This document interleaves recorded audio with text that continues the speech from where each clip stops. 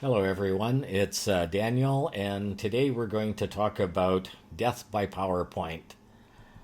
Now, as someone who's both given and received a lot of presentations, this is a phenomenon that I'm very familiar with.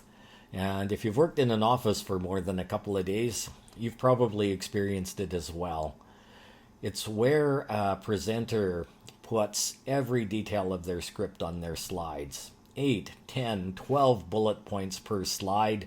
And then when they present to you, they just they turn their back on the audience and they read from the slides.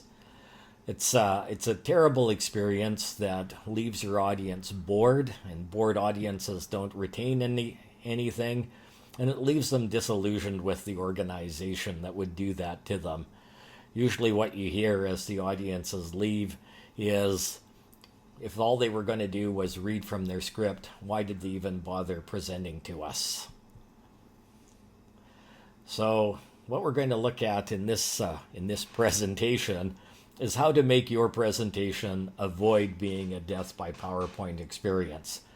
And that starts with looking at why you're presenting in the first place. Why use presentation as a channel? What are the weaknesses of a presentation? And therefore, what are the role of your slides or your visual aids? And then we'll finish with a look at what then becomes of speaker notes and handouts.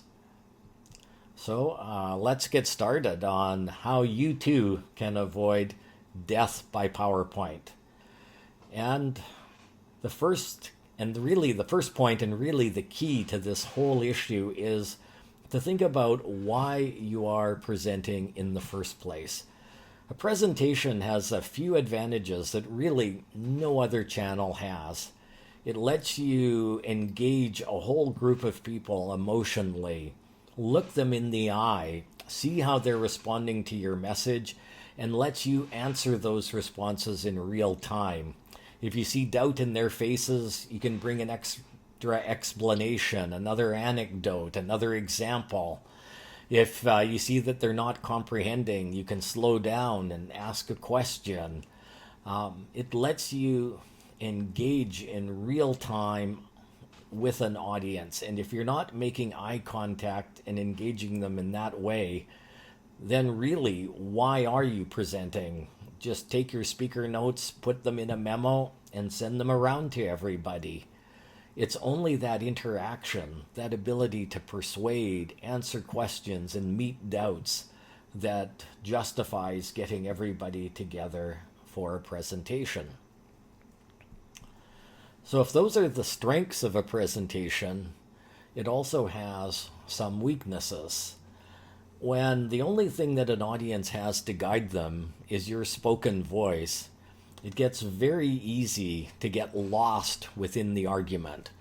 Is he or she still talking about the last point, or have we moved on?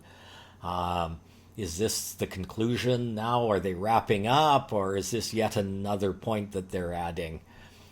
In a text, you can see where you are, what paragraph you're in. You can go by the headings.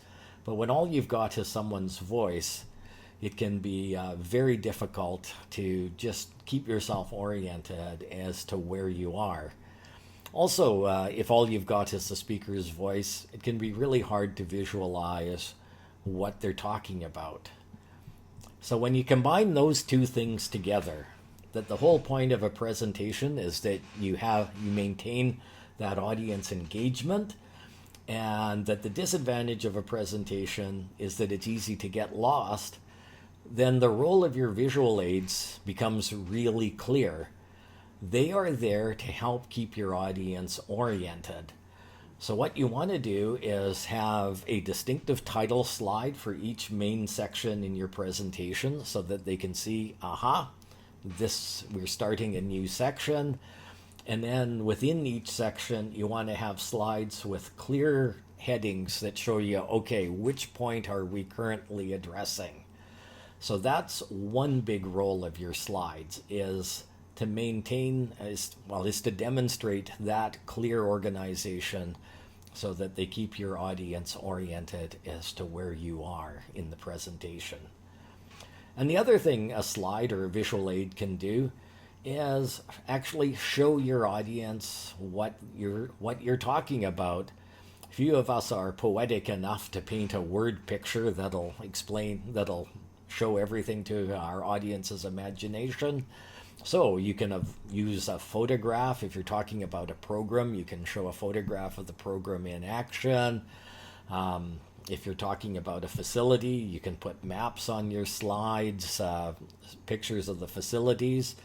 And I mentioned in the reading, even if you're talking about a concept like overcoming physical barriers to communication, you can put up an image of runners going through an obstacle course just as a way of showing a metaphor of that concept.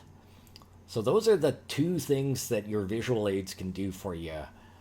Show the organization of your presentation so that they keep your audience oriented, and give them some visuals to help them see what you're talking about.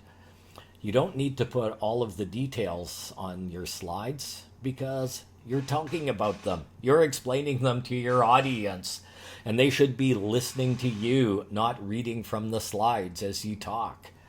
So too much detail on the slides will actually detract from your presentation rather than contribute to it.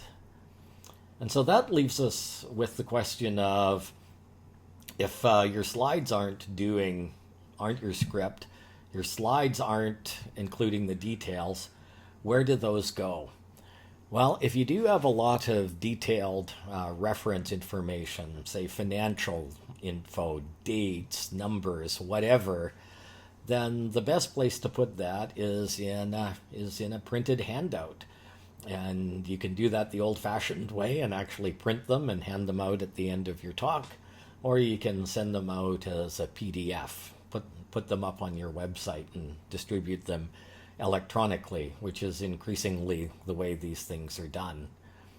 And also, since you can't look at your slides to see everything that you need to say, you need some kind of speaker notes. And those could be recipe cards you keep in the palm of one hand. Nice thing about those is that they let you walk around. They can be the presenter notes that PowerPoint and Keynote both have, and which they'll show to you as you're actually presenting. Whatever. The key thing about your speaker notes is they not be too detailed, because if they're too detailed, you're going to start reading from them. And that's almost as bad as reading from the slides, because as soon as you start reading, you lose that liveliness and spontaneity, you lose the audience engagement, and you get back into that same old syndrome of, if all the person is going to do is read this to us, why didn't they just send it to us, because I can read it faster myself. So whatever form your speaker notes take, they should just be the main bullet points, the things, maybe a key word or two to jog your memory for the things that you want to talk about. The one exception to that might be for your opening attention getter. You might write that out word for word just to get you started. But the key always is to remember what the purpose of a presentation is. The whole purpose is to allow you to engage emotionally with your audience, look them in the eye, see their doubts, see their fears, and respond to them. And whatever visual aid you use, whether it's slides, a whiteboard, whatever, it needs to support that mode of presenting. And when you do that, it will be easy to avoid death by PowerPoint. In fact, you just might find that you become the superstar speaker of your department. Okay, well, as always, if you have any questions, cavils, cachinnations, please put them in the discussion board. I'll be checking those every other day or so. And thank you for your time, and all the best for now.